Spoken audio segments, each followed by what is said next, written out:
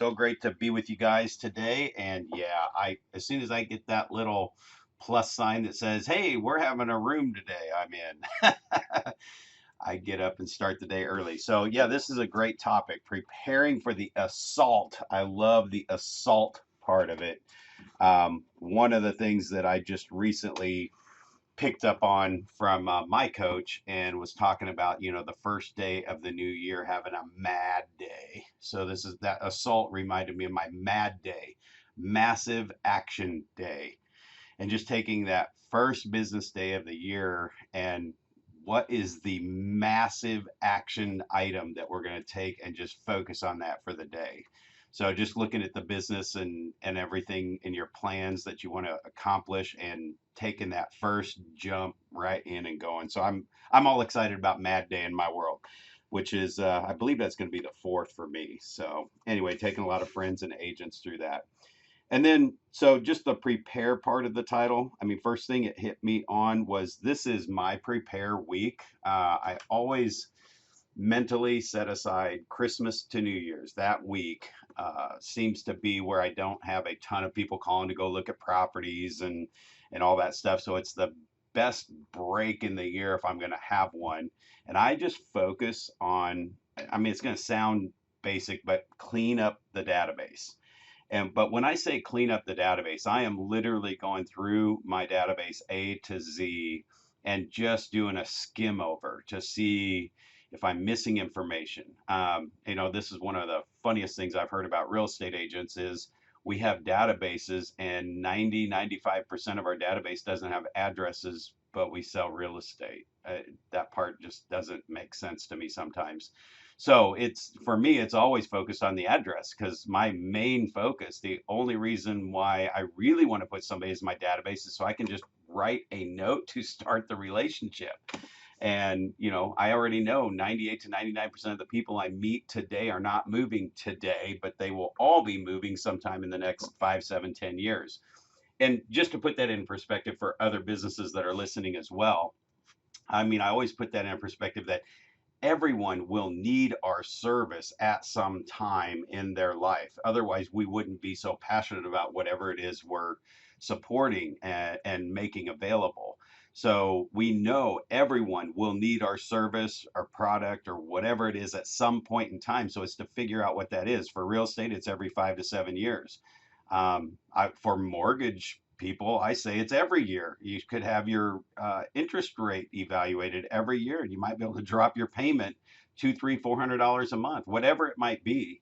So looking at what that turn cycle is. So that's why I go through the database and just a quick fly through. Are they on a follow-up plan that will remind me not to forget about them? That's probably one of the biggest ones that with too much automation and not enough check in, like keeping a pulse on it, you can have a plan. My follow up plans end. And if I didn't restart them or somebody else it ended and they didn't restart it, then I will lose touch with that person. There's thousands of people in my database. So that's my cleanup and review. A lot of times I'll notice a name spelling wrong, whatever it might be. And sometimes I even find out they moved or addresses changed, things like that. The second thing I wanted to touch on was the assault word, not only the mad day, but I created a war room in my new house here at the lake. And we moved. Don't we? With a war room and an assault. I know it was perfect. Is and literally, like I just had a kid come over this weekend. We did a little. We do our lake place. In fact, Don, if you just happen to be driving through Lake Winnebago in Missouri someday, and you see our fire pit going on the side of our yard, that means just pull your golf cart or drive your car right up into the yard and get out and come sit down and hang out at the fire pit with us. It's open fire pit for the neighborhood.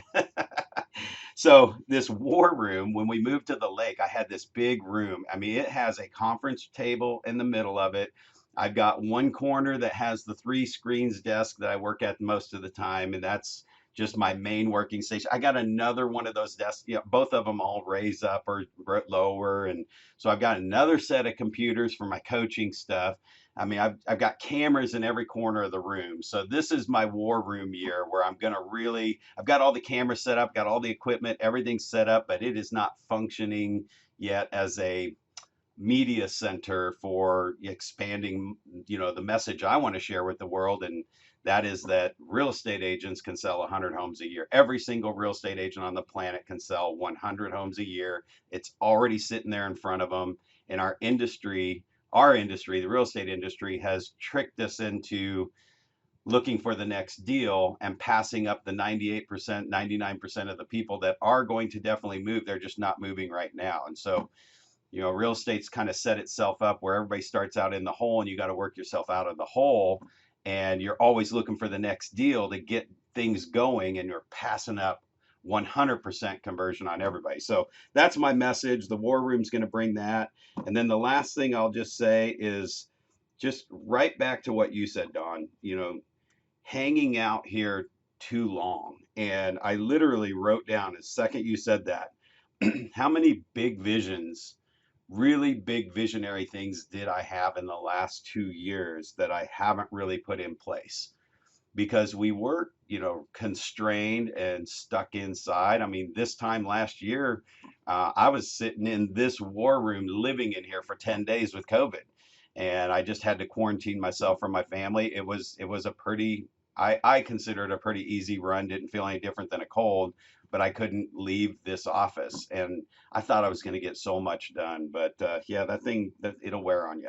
So it's looking back. You just gave me the big one, like, man, what big visions did I have over the last 2 years that maybe just kind of were there and I didn't get them down and set up my plan of attack. So that's my share for today. I've already gotten a lot more than I thought I was going to get waking up this morning. That's awesome, Brad. Thanks for all of that.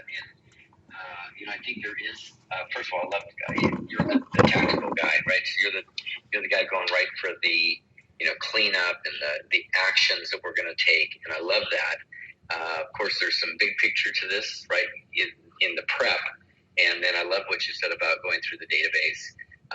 Going through, and by the way, going through your calendar is a great place to go. Going through your calendar for the year, this past year, and looking at who was on it. What can you learn from that? We do a lot of exercises around what we call the time log, and the time log is one of those where you go and put down what you've been working on every 15 minutes throughout the whole course of a day. And so you get to see, you just jot down a quick note. You get to see where you get lost, where your squirrels are that you chase. Where's the bright, shiny objects that grab your attention and pull you away from what you were intending to be doing, which, of course, is what diminishes your results for that day, which, of course, adds up to be weeks and months and years. And one of the things that is also true is your calendar is a big version of that. Like, what did you spend your time on? Who were the appointments with? What did you allow to happen in your life? And by the way, are there people on your calendar that you forgot to follow up with? Opportunities that got lost, things you forgot to touch again. They were, you were well intentioned, and something came up. Life got in the way, and then suddenly weeks went by, and then either you felt guilty or you just flat out forgot, and we missed one. Right, so go back through and review everything that happened this last year, 21, and look to how I can invest that in where I'm going in 22. What can I take away from that? ZZ, you had a very different dimension than some of the daily routine that Coach K's talking about. What do you have for us this morning? We're talking about prepping